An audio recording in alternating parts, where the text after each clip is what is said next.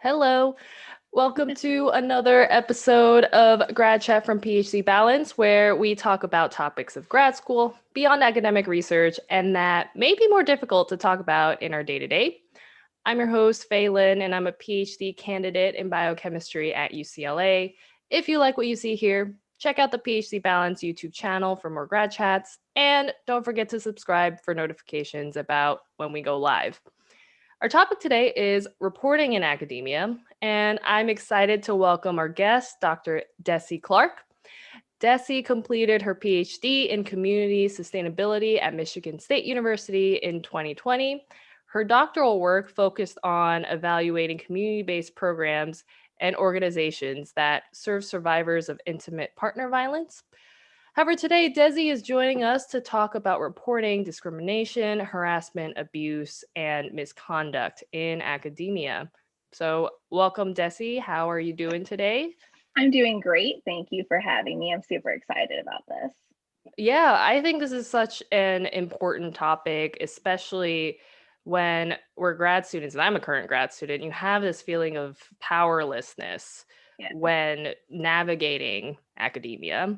So, if you want to start just saying what is your story and what got you interested in talking about reporting in academia today? Yeah. So, I mean, I think that my interest in talking about this is because I went through it. And when I was going through it, I at least wasn't aware of a lot of people talking about what these things felt like. And so I kind of felt like I was a little bit alone. And so my hope today is to talk a little bit about this and make people that are going through it or considering going through it feel like they're not alone. So my story is a little bit complicated, but the really quick overview is that in 2016, I decided to get my PhD at Michigan State University in the Department of Psychology, specifically the Ecological Community Program. I chose that program because I really wanted to do work with survivors of intimate partner violence. And there was someone there on faculty, Dr. Chris Sullivan, who was really, really well known in the field. And I was just thrilled at the fact that I might get the chance to work with her. But after a few years of verbal and emotional abuse, harassment, discrimination, and some real serious issues around research and spending, I really felt like it was an environment that I needed to get out of. I wasn't sure that if I stayed in it, I would be able to graduate. The things that were happening, especially since we were working with survivors, were really jarring to me. I didn't think that there were things that were ethical or best practices. And then, of course, the personal toll of being subjected to intense emotional abuse on, a very frequent basis was something that, I just didn't think that I could personally deal with anymore.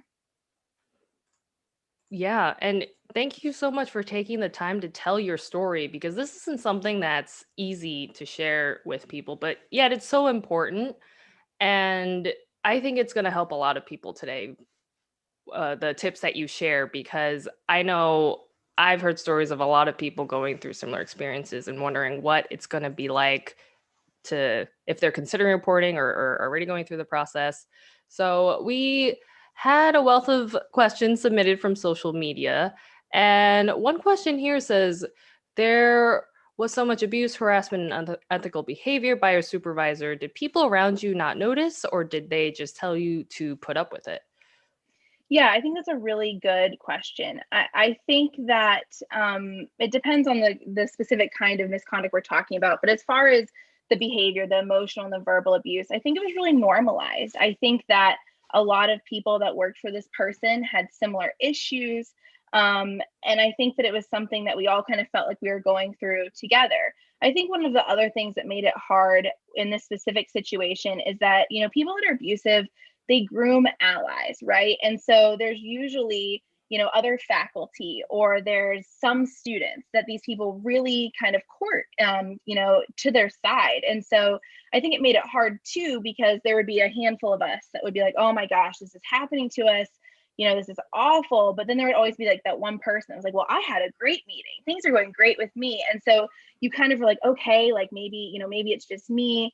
I think also too, one of the things that's really important here is this is somebody that, is a tenured full professor, had 30 plus years at the university, and brought in millions of dollars worth of grants. And so I think even though other faculty members or administrators might have seen or heard or even suspected wrongdoing, a lot of people aren't willing to take someone like that on, especially when that's someone that brings in a lot of money. And so I think that there might have been some people that didn't know because they're being groomed. I think there were some people that were in denial. And then I think there were some people that really did not even want to hear a whisper of something wrong going on, because then they felt like they might have to do something about it. And that wasn't something they'd be willing to do. Yeah, there's so many factors here too. Like we always think about, well, what is the human, moral thing to do, support other people and hear them out. Right. But then there are these other aspects of, this is someone with a very high up, powerful professional position. Yeah. Speaking out against them has certain consequences and all these other layers to navigate when standing up for yourself, standing up for being treated with basic respect. And I think that's the power dynamic is a huge theme when we talk about graduate students and navigating grad school. And there are a couple of questions here that are interested in the reporting process itself, right? Yeah. So one of the questions here that says, from what you mentioned during your Instagram takeover and your intro, you reported abuse not only internally in your institution, but externally too. Is that correct? And can you explain a little bit about the difference between these? Yeah. So I did. So I reported internally. I reported, to my department, to my college, but I also went through official offices. So at MSU, there's an Office of Institutional Equity that handles Title IX, Title VII type complaints. So I reported there. There's a research misconduct office that I reported to. We were working with human subjects. So I, reported to our institutional review board. So I did a lot of reporting within the university, and I'll circle back to what that was like, but I also want to kind of cover the external. So I did report externally. This was something I was so not aware of until I had, honestly, lawyers in my life that were talking about the different options. So you can report to the Office of Civil Rights. You can report things to FERPA if there's any violations of your privacy. When you have external dollars, you can report to where those dollars come from. So Department of Health and Human Services, maybe Department of Justice in my case. And then if you have IRB issues that are happening and you don't feel like your institutional review board is taking them seriously, you can again go above to Health and Human Services, and there's some oversight there. I forget the exact name of the office, but there's some oversight there for IRBs at public institutions. And then I also went to politicians. I went to my senators, my representatives. I also pursued talking to the media. So there was kind of a lot of different ways that I went about trying to report these things. I will say that reporting in general is really traumatic. There were so many times when I was going through it that I was like, oh my gosh, this might actually be worse than what happened to me, because you're forced to relive things. You're forced to have people question you. And, everyone has a right to provide their own witnesses or evidence. And so sometimes you end up in a situation where, the person that you're reporting pulls in other faculty members to say bad things about you, or other students even. And so that can be something that's really hard to handle. I say that not to scare anyone from reporting, but to be honest about it, because I had this very rose-colored glass perspective that I would just be able to walk into these offices. I knew I was telling the truth. I would say my truth. People would believe me, and justice would be served. And that is not at all what happened. And it's not what happens for most people. So I think that, there's a lot you need to prepare yourself for if you're going to take these routes, particularly within the institution, because the institution is going to try and protect itself. And so, there's a lot of impacts on your mental health. It can be very isolating. People that you think are your allies or your friends, that say that you're doing the right thing, might also not really show up in the end, because there's also, students are worried about their employment or how this can impact, their trajectory through the program if they kind of stand by you. So I think that going through that process, you really need a good support system.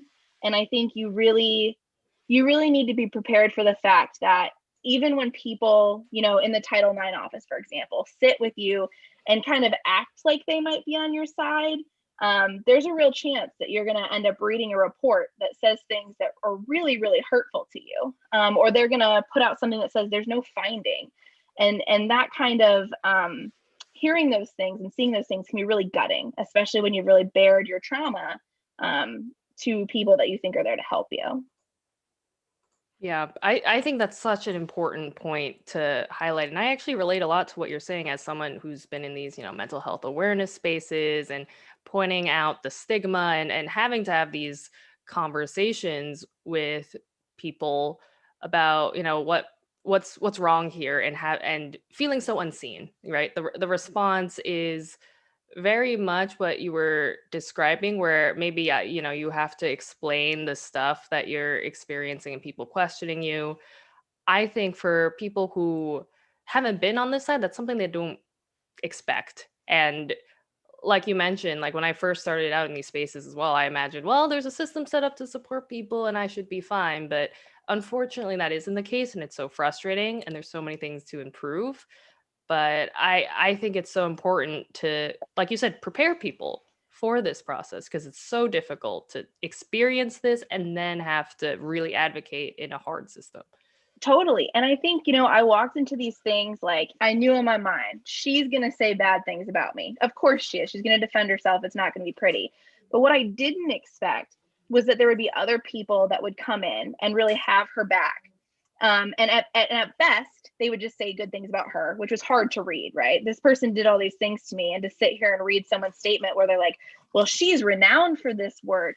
She's gotten a lot of grant dollars. That hurts. But at worst, you have people that are willing to come in and say, I just don't think that would happen. There's no way that, this person would do that. And so, it's one thing to read it once from the person that you've accused, right? But when you start reading it from faculty and administrators and students, it starts to really grate on you because you're like, oh my gosh, like who would go through this willingly? Like nobody would. And so it was one of those things where I didn't expect that. And I wish I would have known and prepared for that more. Yeah, because it's so invalidating, especially like Mm-hmm. you said, it's not only this person that you're reporting about, but then a series of other people saying Yeah. something that is inconsistent with your experience. And that is so tough to face.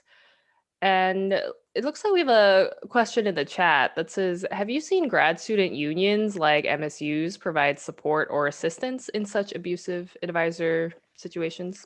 So that's really interesting. So the issue at MSU was that people that were employed as teaching assistants, so graduate students that were TAs, were allowed to unionize. If you were a graduate student RA or research assistant, you could not join the union. So I was a research assistant, and so those supports were limited. I did meet with people in the union, and I think they were all very sympathetic. They wanted to be helpful. Some of them were just honestly mad as hell, like no other way to put it. But I wasn't a member of that. And so a lot of the resources that unions have to kind of help support and fight for you, I didn't have that because I couldn't join as a research assistant. Wow. Yeah. No, it's Yeah. interesting how there's so many bureaucratic and logistical things too, as far as what resources you have access to or who you can reach out to. And that's just another layer of difficulty when you're going through this process. Yeah. Let's see. All right. This next question here says, what was the tipping point that made you decide I'm going to report this? Yeah, that's a really interesting one. So I think one of the things that that I don't hear a lot about in public storytelling, but I think it's very true with the people I've talked to, is the sense of the fact that this is a person that clearly, was mean to me, very critical of my skills, of who I was as a person. I think by everything she did, you would easily feel like she didn't like me. That's how I felt, right? She clearly didn't like me. But no matter how much criticism that she had of me, which I think is common of abusers, she wanted to have control over me. And so she wouldn't let me do other things. I never wanted to be public about any of this. I wanted to get other opportunities, change my RA, get a TA. I wanted to just get away from it. And I had no interest in really kind of blowing all of this up, for lack of a better word. And so I had been really actively pursuing other opportunities for funding so I didn't have to work with her anymore. But one of the things that ended up happening, and the tipping point, was I had finally secured a teaching assistant position for the following summer. So that would have been summer for 2019. Very excited. I put in for it. The department granted it. Super thrilled. I'm going to get out. I'm going to be able to teach. It'll be a break from her, at least for the meantime, and I'll figure something else out. She contacted the department chair, or I actually think it was the graduate program director, one of the two. And she had basically had that TI taken from me. And so it was removed. I wasn't going to be able to teach. And I just completely knew I couldn't take it anymore. The only thing that was mentally keeping me afloat was this idea that I could have a break from all the things that were happening to me. And for her to have the power and the reach to contact someone and have an opportunity removed from me, I felt hopeless. And in that moment, I think I realized, there's no way that I'm going to get out of this. There's no escaping her, even for a brief moment in time. And so for me, I had tried so diplomatically. I actually at one point I asked her to fire me. I had tried so hard to get away, and she was never going to let me. And so the only option I had was to really go the nuclear route and just be very public about all the things that had happened.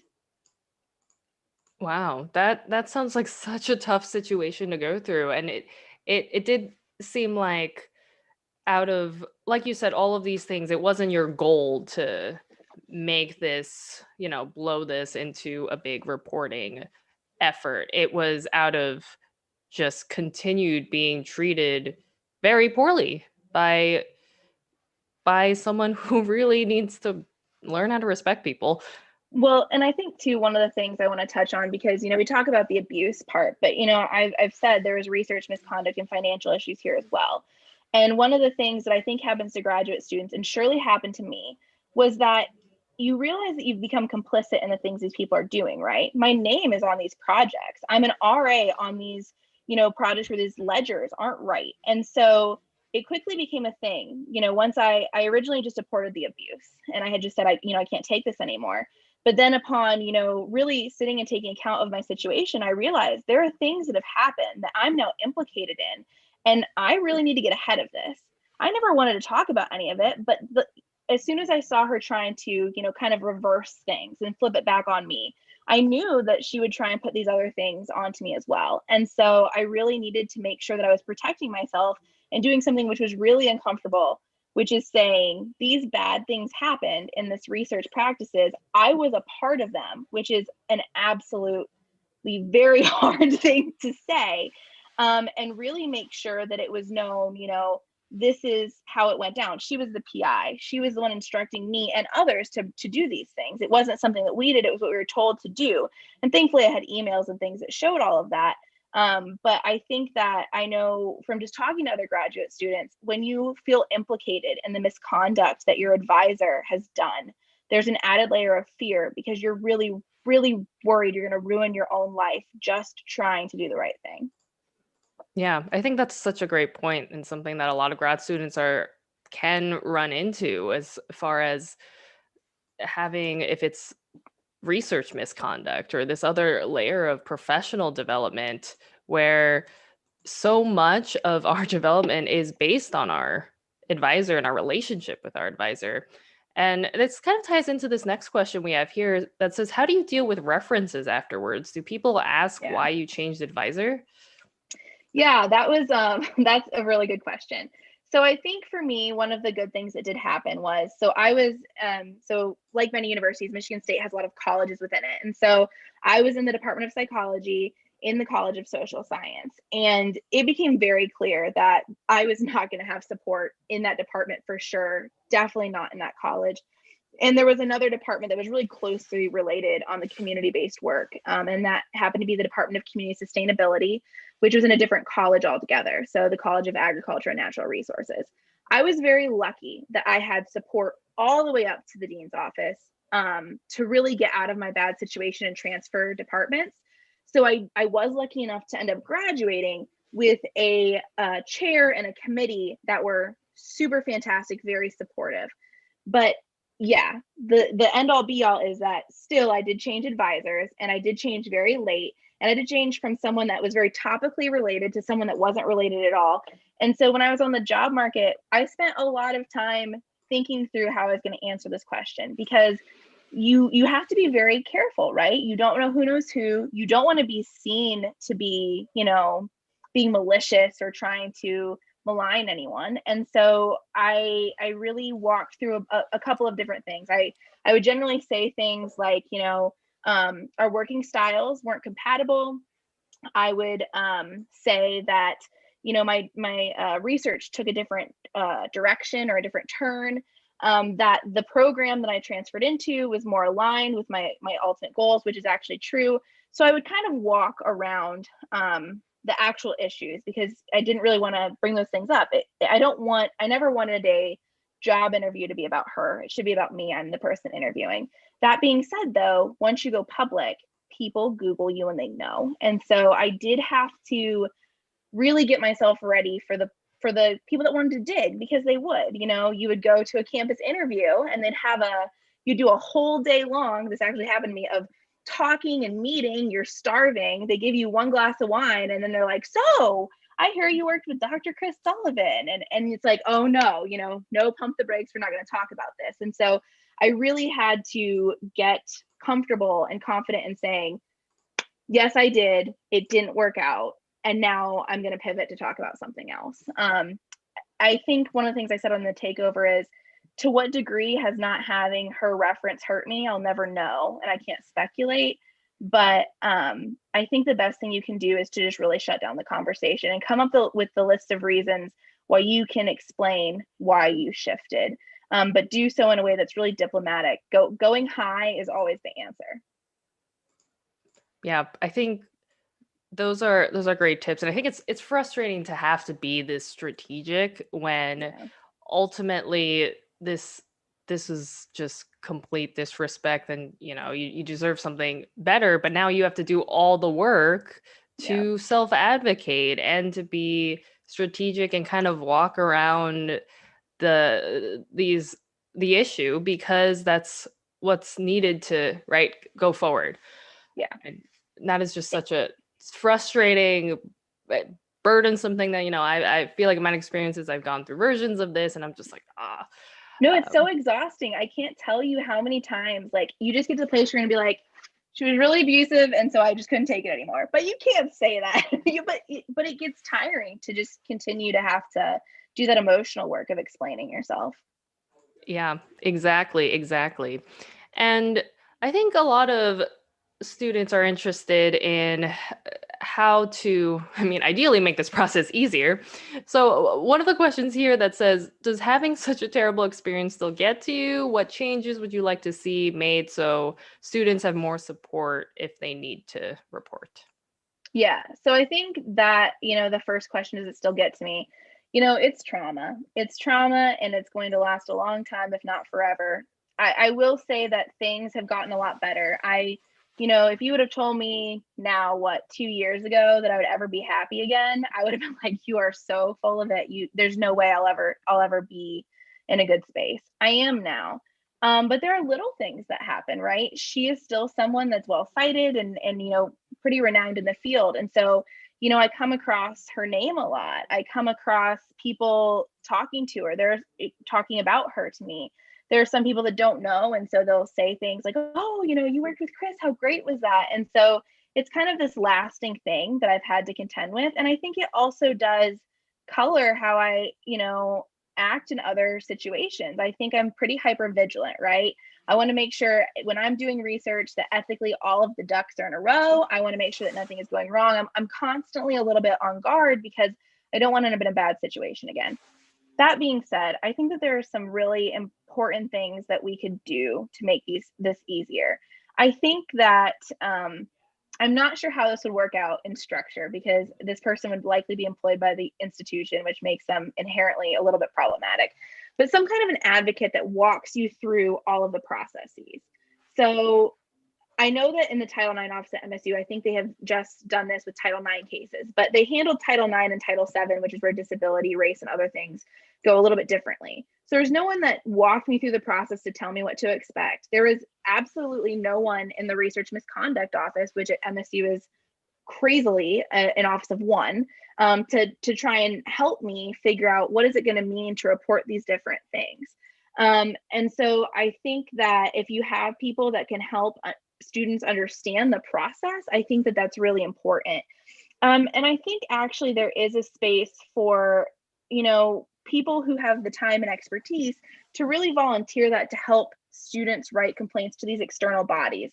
So, for example, I had a really great lawyer, and she was like, filing a FERPA complaint is not that hard. You're a smart girl. I think you can handle this.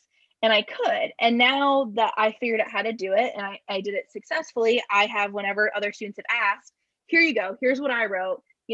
Try and mirror something like this. This was a successful FERPA complaint. And so I think just having people in the kind of graduate student early career community that are willing to help navigate these systems would be really helpful. But I think the biggest thing, and like this, I feel very strongly about this, everyone that goes through this, no matter what you're reporting, they're worried about their career. They're worried that if they do this, their career is over. And so to people that are in, more senior positions, this is my call to you. If there's somebody that you hear about, a graduate student or someone early career in your field or discipline that is going through something, reach out to them and give them opportunities to collaborate. Give them opportunities to work on projects, give them opportunities to work on papers.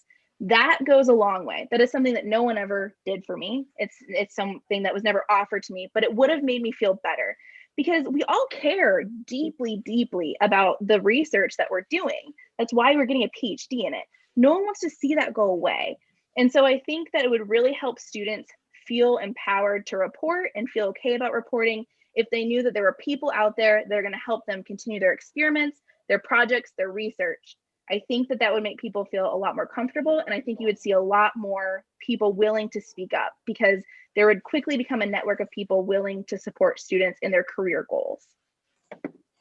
I love that. I love that so much, because I think oftentimes the conversation is so centered on, well, you got to advocate for yourself, tell other people your needs, educate other people, which it's so important for other people to be allies. Like you said, like there's a huge power dynamic between grad students and advisors. And if there are advisors who are able to leverage their power to just help people who are starting out, maybe it could be grad students getting their PhD, still working their way up, that's super impactful. And I think Yeah. that just helps so much. And I think oftentimes the narrative is, this is your problem and you deal with it.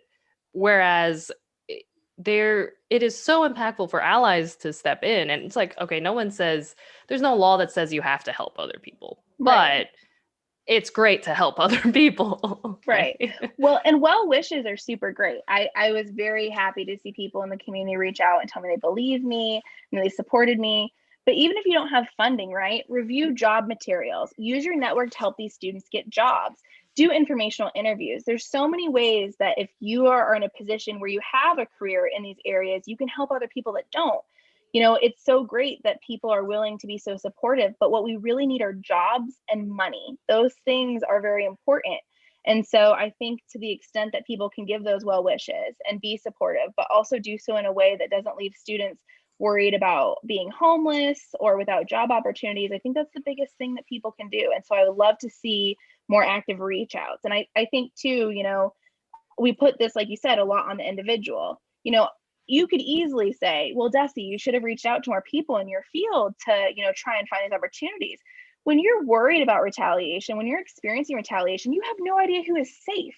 There is no way I'm going to cold email, so and so to see if they'll, work with me when I don't know who's talking to who about what. And so kind of flipping that model and putting it on the people that can be allies and advocates to reach out a little bit and help people that are struggling, I think that's the better way to go. Yeah, I love that. And that's such a theme in so many aspects of building a better society. Stop putting the onus on the individual who isn't struggling out of, for mental health, the stigma's weakness or et cetera. But there are systemic issues that are treating people poorly. And we need to hold those systems accountable and build better services and resources so that we can better lift up everyone, right? And not have to go through all of these like really difficult obstacles that you had to go through. Yeah. Yeah. And Let's see, we have a question from the chat that says, considering the amount of work that advisors expect from grad students, how do you think we should differentiate between abuse versus a grind that actually helps students reach their full potential? Like, how do you differentiate? Yeah. Yeah, I mean, that's a good question. I mean, I think, you know, there's some pretty clear issues of work-life balance, right? If you're putting students in a position where they are working more than they're paid, so that's number one for me. If they're working more than they're paid, if it's cutting into nights and weekends, if it's cutting into that personal time, if you're dealing with issues, you're not getting enough sleep because you're working, you're finding yourself in a situation where you can't enjoy, I don't know, going out for the day with a friend because you know that you're going to get emails or texts or whatnot from your advisor. I think that's where you start to get into this at minimum a culture of overwork. And so I think that we need to be really cautious about overworking students. I think that it's really easy for advisors to say, well, if you just work harder, then this will benefit your career. But if we're talking about academic careers, that's just not true. I mean, there are some very brilliant people that I know in my life that have impressive CVs and they have not been able to secure a tenure track job.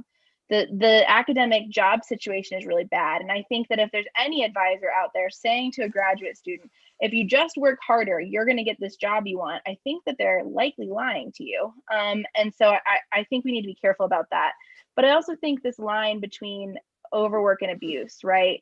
There's one thing that if you end up in a situation where you're being hurt, either, emotionally, physically, now we've crossed into a place where this is abusive behavior. And I think that that's something that really needs to be dealt with. And it's very serious, right? I'm thinking of a story in my head, something that also happened at MSU with students in the College of Engineering who were being put in dangerous situations.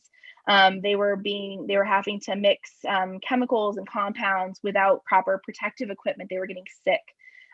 There was really serious issues. I don't know where that lawsuit ever landed, but I remember reading about it. And so I think if you end up in a situation like that where you're being harmed, I think then definitely something needs to be done. Someone needs to step in and appropriately punish the person doing that. So I think you kind of have a couple of different issues here. We all work hard in graduate school. I don't know a single graduate student who's like, I didn't work hard, like kind of built into it. But we need to respect people's work-life balance and that see them as a whole person, not just, employee. Yeah. And I also think it speaks to a deeper toxic aspect of academia where it's really normalized to overwork yourself. And then you do, because of this culture, you think that's normal and you're going to reach your Right. potential. When in reality, that's just a toxic definition, a definition that perpetuates, the mental health stigma and perpetuates it normalizes disrespecting people who don't have power and all of that. So I think it also speaks to this ingrained culture that is just a toxic definition that we need to change. Absolutely. I mean, I know that a lot of people hustle and grind in that 20 hours, right? Like it's all hard work. Exactly. Let's see. We are running out of time for this grad chat. It has been so great and so informative. And thank you so much, Dessie, for being just so vulnerable and sharing your story because I am sure it's going to benefit so many people. Is there anything that comes to mind that you want to leave our audience with that maybe we haven't touched upon? Yeah, I think the one thing I want to say is so there are a lot of students that go through reporting these different things. And I think that most often the stories that you hear about or the stories that make it to the media are the stories where someone has been found of wrongdoing. And that is not the case for most people. And that was not my case either. I think that it's really hard for people that have ended up in a situation where they've reported and there has been no justice to stand up and say, yeah, this happened to me. They did not find this person guilty of doing these things, but this is still my story. And so I think that one of the things I just kind of want to leave here with is that if you have gone through this or going through this and you do not get the justice that you deserve, your story is still your story. You deserve to be believed and you are not alone. I am up here saying all of this stuff and I am almost positive that I will hear back from this person that I've been talking about for this 40 minutes.